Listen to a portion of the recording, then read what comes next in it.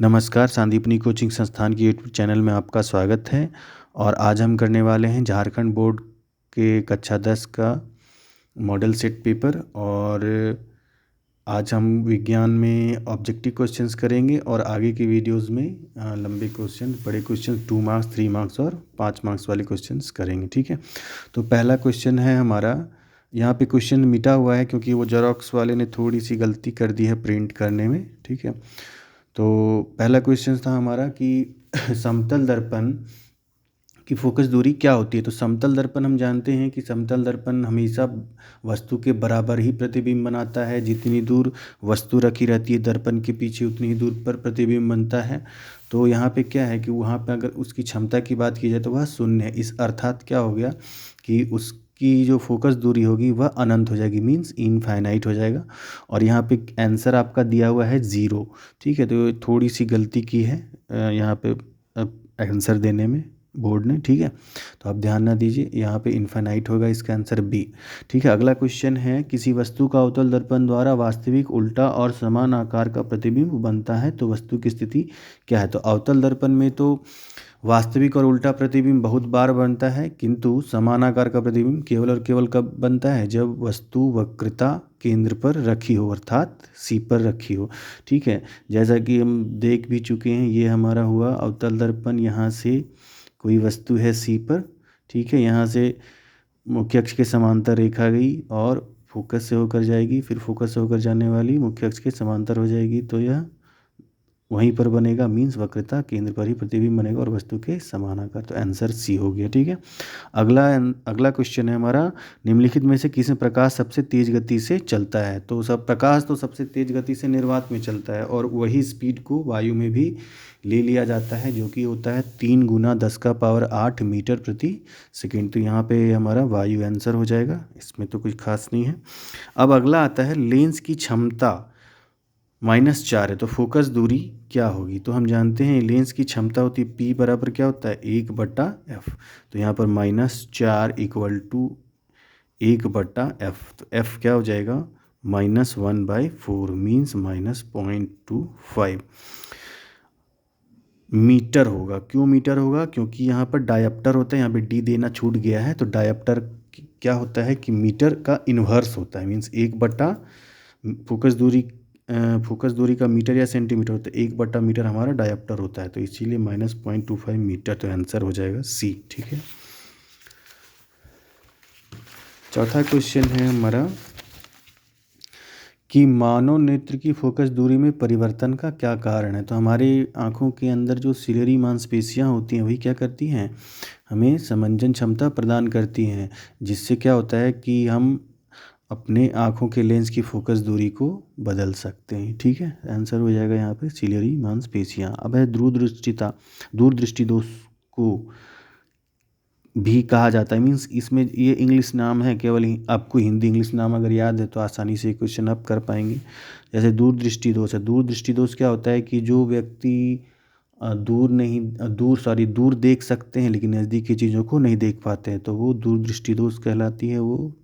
तो उसे इंग्लिश में हम हाइपरमेट्रोपिया कहते हैं। और जो नज़दीक देख पाते हैं किंतु दूर नहीं देख पाते उसे इंग्लिश में मायोपिया कहते हैं। ये केवल इंग्लिश नाम है और कुछ नहीं। ठीक है, उसके बाद है हमारा प्रतिरोध का एसआई मात्रक क्या है। तो प्रतिरोध का एसआई मात्रक होता है ओम। इसमें तो कोई डाउट ही नहीं होना चाहिए, क्योंकि हम जानते हैं ओम का नियम दिया गया था V/I = R, means V directly proportional to I। ये जॉर्ज साइमन ओम नाम के एक वैज्ञानिक थे, उन्होंने ही दिया था, तो उन्हीं के नाम पे प्रतिरोध का मात्रक ओम दिया गया है। ठीक है, अगला क्वेश्चन है हमारा, टंगस्टन का उपयोग निम्नलिखित में से किस में किया जाता है। तो हम जानते ही हैं कि टंगस्टन का उपयोग बिजली के बल्ब के फिलामेंट के रूप में किया जाता है, ये तो 7-8 में हमने पढ़ा हुआ है। ठीक है, अब अगला है, और ऐसा क्यों करते हैं, फिलामेंट के रूप में क्यों यूज़ करते हैं, क्योंकि उसका गलनांक बहुत अधिक होता है। ठीक है, क्योंकि अगर गलनांक कम रहेगा तो वो क्या होगा कि थोड़ा सा अगर ऊष्मा उसमें जाएगी तो वो क्या हो जाएगा, गलना शुरू हो जाएगा, जिसके कारण बहुत दिक्कत हो जाएगा, मतलब बहुत जल्दी बल्ब हमारा फ्यूज होने लगेगा, इसलिए टंगस्टन का उपयोग करते हैं। ठीक है, अगला क्वेश्चन है, चुंबकीय क्षेत्र रेखाएं निकलती हैं। तो चुंबकीय क्षेत्र रेखाएं हमेशा उत्तरी ध्रुव से निकलकर दक्षिणी ध्रुव की ओर जाती है, और एक बात और ध्यान रखना है कि अगर यह दिया रहता कि चुंबक के अंदर चुंबकीय क्षेत्र रेखाएं किधर से निकलती हैं, तब ये निकलती हैं दक्षिणी ध्रुव से उत्तरी ध्रुव की ओर। तो यहाँ पे कुछ दिया नहीं है तो हम बाहर का मानकर चलेंगे, ठीक है।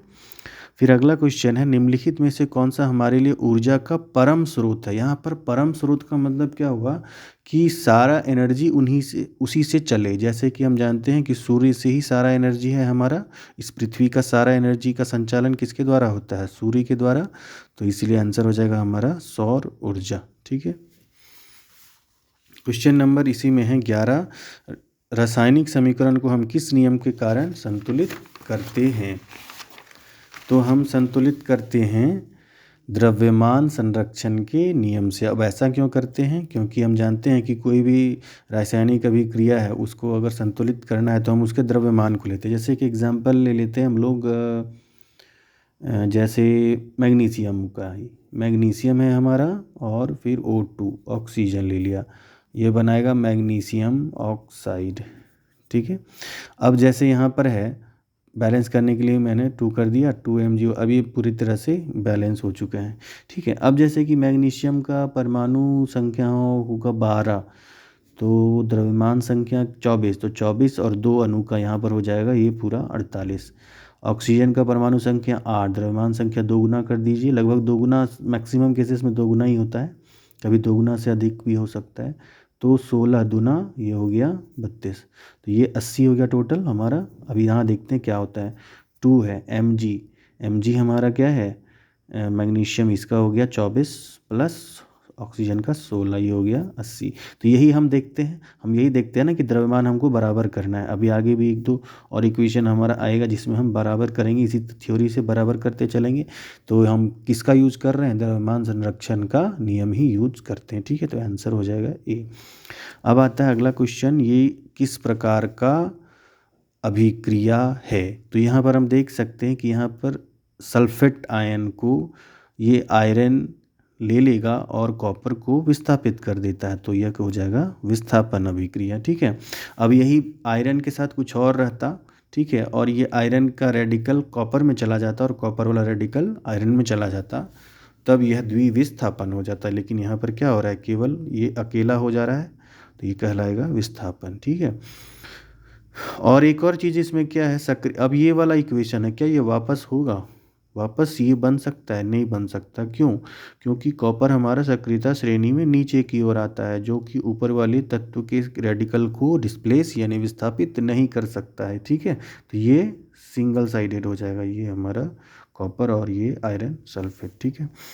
क्वेश्चन नंबर 13 हमारा, H+ आयन की सांद्रता किस पदार्थ में सबसे अधिक होगी। तो ये आपका किताब में भी दिया है, जठर रस का है 1.2, नींबू का रस का है कुछ 2 पॉइंट समथिंग है, 2.2 है, शुद्ध जल का 7 पॉइंट समथिंग है, मिल्क ऑफ मैग्नीशिया का भी जो मतलब क्षारीय टाइप का है कुछ 7+ है, ठीक है। तो सबसे अधिक जो अम्ल होगा उसी में H+ आयन सबसे अधिक होगी, तो इसीलिए हमारा जठर रस आंसर हो जाएगा। उसके बाद हमारा है क्वेश्चन है, पदार्थ ABCD का pH मान क्रमशः क्या क्या है, 5, 8, 10 और 13। तो सबसे कम pH मान किसका है, 5 है, मीन्स जो 7 से कम होगा वो अम्लीय होगा। तो 7 से कम केवल एक है जो कि 5, A का 5, B का 8, C का 10 और D का 13 है, तो ये हो जाएगा 5, मीन्स ए हमारा आंसर, ठीक है। उसके बाद है, निम्नलिखित में से किस लवण का उपयोग सोडा अम्ल अग्निशामक में किया जाता है। तो सोडा अम्ल अग्निशामक में हम लोग बेकिंग सोडा का उपयोग करते हैं। बेकिंग सोडा जब हाइड्रोक्लोरिक अम्ल मीन्स H2SO4 के साथ अभिक्रिया करेगी तब यह कार्बन डाइऑक्साइड बनाएगी। तो ये जो कार्बन डाइऑक्साइड हमारा है यही आग बुझाने के लिए मुख्य भूमिका निभाता है, ठीक है। जैसे इसको भी हमने बैलेंस किया है द्रव्यमान संरक्षण के सिद्धांत से। अभी एक क्वेश्चन था हमारा, तो ये हमारा हुआ बेकिंग सोडा, और ये हमारा बैलेंस है। देखिए यहाँ पे सोडियम है, हाइड्रोजन है, ये कार्बन है, तो आप देख सकते हैं इसका, ठीक है। सल्फर का परमाणु संख्या 16 होगा तो द्रव्यमान संख्या 32 होगा, आप ये देख सकते हैं। तो ये जो कार्बन डाइऑक्साइड आया यही आग बुझाने के काम आता है, ठीक है। उसके बाद आता है अगला क्वेश्चन हमारा, 16वां क्वेश्चन है, कौन सा उभयधर्मी ऑक्साइड है। तो उभयधर्मी ऑक्साइड वो ऑक्साइड होते हैं जो क्षारीय प्रकृति के भी होते हैं और अम्लीय प्रकृति के भी होते हैं। सामान्यतः धातु के ऑक्साइड क्षारीय होते हैं, किंतु कभी कभी वह अम्लीय प्रकृति भी दिखाते हैं। ठीक है, क्योंकि जब वो बहुत सारे ऐसे ऑक्साइड हैं, धातु के ऑक्साइड, जब वो क्षार से भी क्रिया करेंगे तो लवण बना देंगे। ठीक है, तो मीन्स वहाँ पे उसकी प्रकृति क्या हो गई, अम्लीय हो गई। तो यहाँ पर एक हमारा ऑक्साइड है Al2O3। ठीक है, इसका आंसर हो जाएगा Al2O3। जैसा एक इसका इक्वेशन भी देख लेते हैं। जैसा एक Al2O3 और एक कोई एक अम्ल ले लेते हैं हम, जैसे HCl ले लेते हैं। अब इसको बैलेंस करेंगे हम जानते हैं AlCl3 होगा, यहाँ पे Al2 है तो इसको बैलेंस करने के लिए 2 कर दिया हमने। अब यहाँ क्लोरीन 6 हो गया तो यहाँ क्लोरीन हमने 6 कर दिया, 6HCl। अब यहाँ पर क्या बचा, 6H और 3O, तो इसको मैंने कर दिया 3H2O। तो यहाँ पर ये अम्लीय है और ये क्षारीय, और ये क्या है, एक प्रकार का लवण है। तो मीन्स अम्ल जब क्षार के साथ अभिक्रिया करेगा तो लवण बनेगा ना। तो इसलिए यहाँ पर यह निष्कर्ष निकलता है कि यहाँ पर कैसा काम कर रहा है, एक क्षार के जैसा काम करेगा। इसी को एक और एग्जाम्पल ले लेते हैं हम, सॉरी Al2O3 होना चाहिए, प्लस NaOH, कोई भी क्षारीय, आप पोटेशियम भी ले सकते हैं। ठीक है, तो ये मान लिया बना देगा NaAlO2। ठीक है, उसके बाद हम इसको बैलेंस करते हैं। Al2 है तो यहाँ पे 2 कर दिए, यहाँ पे फिर 2 कर देंगे, हमारा आएगा 2Al, 6 हो गया, 2 दूना 4, 3 2 5, तो H2O बना हमारा। तो यहाँ पर ये प्रकार का लवण बना, तो यहाँ पर ये क्षार था, तो इस तरह से यहाँ पे कैसा काम किया, अम्ल के जैसा, और यहाँ पर था ये क्षार के जैसा, तो ये हो गया उभयधर्मी ऑक्साइड। ठीक है, अगला क्वेश्चन है हमारा। ये तो बहुत आसान क्वेश्चन है, इसमें एक्सप्लेनेशन की ज़्यादा ज़रूरत नहीं है, क्योंकि दिए गए तत्वों के इलेक्ट्रॉनिक विन्यास में से कौन उत्कृष्ट गैस का इलेक्ट्रॉनिक विन्यास है। तो उत्कृष्ट गैस क्या होता है, जो कि जल्दी अभिक्रिया नहीं करता। जल्दी क्या मतलब, मैक्सिमम केसेस में नहीं ही करेगा। तो बाहरी कक्षा में जिसका 8 इलेक्ट्रॉन है, मीन्स अष्टक पूरा कर लेगा, वो क्या कहलाएगा, उत्कृष्ट गैस। तो ये हमारा हो जाएगा, बाहरी कक्षा में यहाँ पर 8 है तो ये आंसर हो जाएगा हमारा। ठीक है, आप लोग कमेंट करके बताइएगा इस यहाँ पे ये कौन सा तत्व है, क्योंकि इसके परमाणु संख्या हो गई 10, है ना। मैंने हमेशा अपने स्टूडेंट को बोला है कि आप लोग कम से कम पूरा आवर्त सारणी नहीं याद कर सकते तो 30 तक सभी को याद होना चाहिए। ठीक है, 10वीं कक्षा के बच्चों को कम से कम 30 तक याद होना चाहिए।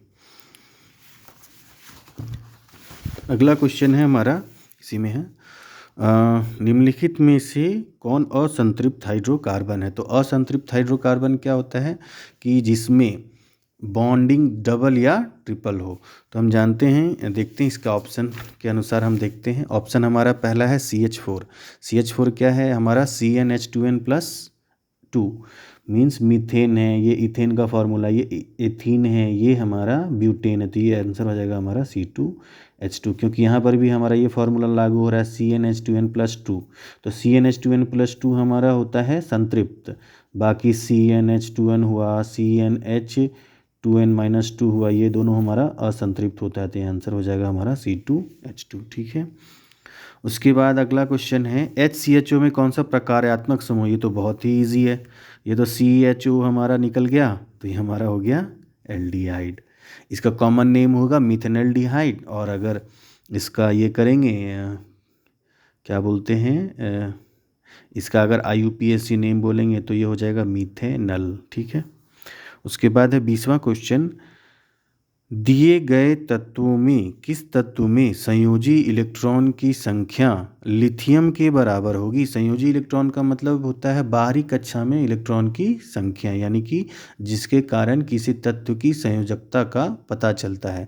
तो लिथियम की बाहरी कक्षा में 1 इलेक्ट्रॉन होती है, क्योंकि इसकी परमाणु संख्या है 3, तो इसका विन्यास हो जाएगा 2 1। ठीक है, तो यहाँ पर एक किसका, मैग्नीशियम का होता है 12, तो 2 8 2, तो ये नहीं होगा। कैल्शियम का होता है 20, तो 2 8 8 2, ये भी नहीं होगा। तो इसका होगा 2 8 8 2, क्योंकि 20 होता है। उसके बाद है पोटेशियम। पोटेशियम की परमाणु संख्या है 19, तो इसका हो जाएगा 2 8 8 1, मीन्स ये हमारा आंसर हो जाएगा C। ठीक है, चौथा ऑप्शन था हमारा एल्युमिनियम, जो कि होगा नहीं क्योंकि उसकी परमाणु संख्या 13 हो जाएगी, तो उसकी बाहरी कक्षा में 3 इलेक्ट्रॉन हो जाएंगे। ठीक है। उसके बाद है हमारा अमीबा में किस प्रकार का पोषण होता है। तो हम जानते हैं कि अमीबा क्या होती है, एक कोशिकीय जीव है। जब वहाँ पर उसके आसपास भोजन आ जाता है तो वो क्या होता है, एक यहाँ पे ये बना लेता है, उसको क्या बोलते हैं, वैक्यूल, मीन्स एक धानी बना लेता है और यहाँ पे घेर लेता है भोजन को। तो इस तरह के प्राणी जो इस प्रकार भोजन ग्रहण करते हैं उन्हें कहते हैं प्राणी संभोजी, वैसा पोषण को कहते हैं प्राणी संभोजी पोषण। ठीक है, ऑप्शन डी हो जाएगा यहाँ पे।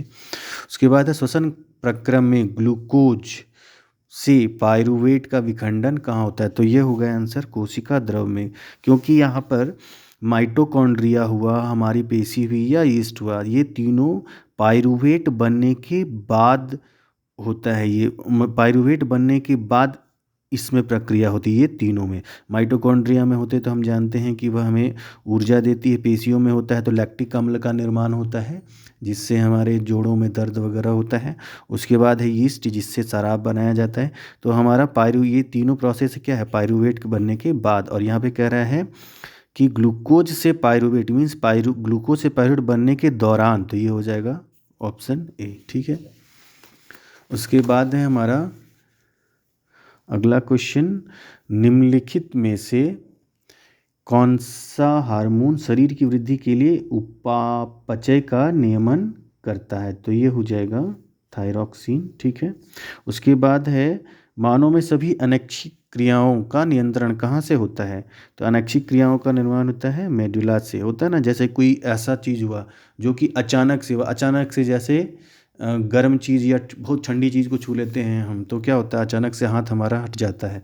तो यहाँ पर क्या होता है कि मस्तिष्क के अग्रभाग में जाने के बजाय वह तुरंत मेडुला से ही उसका सारा कंट्रोल हो जाता है। मेडुला क्या होता है कि हमारे मस्तिष्क को इससे स्पाइनल कॉर्ड से जोड़ता है, मेरु रज्जु जिसे हिंदी में कहते हैं, तो मेडुला ही जोड़ता है। ठीक है। और वही हमारे किसके लिए, अनैच्छिक क्रियाओं के लिए। 25वां क्वेश्चन है हमारा, दिए गए चित्र किस प्रकार के जनन को प्रदर्शित करता है। तो ये चित्र है हमारा। ठीक है। तो हम जानते हैं कि जब कोई जीव है और किसी कारण से मतलब आघात लगने से अगर उसके टुकड़े टुकड़े हो जाएं और फिर वो जो टुकड़ा बना है वह नए जीव का रूप ले ले, तो ऐसे जनन को हम पुनरुद्भवन कहते हैं। ठीक है। तो और मुकुलन में हम जानते हैं कि एक अलग सा उभार आता है, धीरे धीरे वो नया जीव बन जाता है। ठीक है। उसके बाद है हमारा मनुष्य में निषेचन कहाँ होता है। तो निषेचन कहाँ होता है, जहाँ पर शुक्राणु और अंडाणु मिलते हैं और धीरे धीरे निषेचन होता है, तो यह होगा अंडवाहिका। ठीक है। क्वेश्चन नंबर 27 है हमारा, किस जीव में कोई गुण प्रभावित होता है। किसी जीव में कोई गुण प्रभावित होता है। तो केवल पिता के डीएनए से, केवल माता के डीएनए से, दोनों के डीएनए से। तो हम जानते हैं बच्चों में दोनों के डीएनए से प्रभावित होता है, माता और पिता दोनों से। ठीक है। तो डी से तो हो ही नहीं सकता क्योंकि इसमें ना ही माता ना ही पिता है, तो ऐसा तो नहीं होता है ना। उसके बाद है नाभिकीय विद्युत संयंत्र शक्ति संयंत्र में किस प्रक्रिया से ऊर्जा मुक्त होती है। तो नाभिकीय संयंत्र में होगा नाभिकीय विखंडन। संलयन तो नहीं हो ही नहीं सकता, संलयन बहुत ही हानिकारक ये होता है, मीन्स बहुत ही घातक प्रक्रिया होती है ना। तो जैसे हमारा हाइड्रोजन बम कहते हैं ना, हाइड्रोजन बम हमारा उससे भी खतरनाक है, एटॉमिक बम से भी खतरनाक होता है। क्यों, क्योंकि वह इस प्रक्रिया को दिखाता है, नाभिकीय संलयन के लिए है वो। संलयन में क्या होता है, वह अनकंट्रोल्ड होता है, उसको उसमें विस्फोट होने की विस्फोट होने की संभावना बहुत अधिक रहती है। मतलब वो कंट्रोल में नहीं आ सकता, मतलब मुश्किल हो जाता है उसको कंट्रोल करना। फिर है नाभिकीय विखंडन, तो ये आंसर हो जाएगा। ठीक है। जल का विद्युत अपघटन ये तो होगा नहीं, गुरुत्वीय खिंचाव ये भी नहीं होगा। ठीक है। अब है हरे पौधे की पत्तियां प्राप्त होने वाले सौर ऊर्जा का कितना प्रतिशत भाग खाद्य ऊर्जा में परिवर्तित करने में खर्च करती हैं। तो ये 1% होगा इसका आंसर।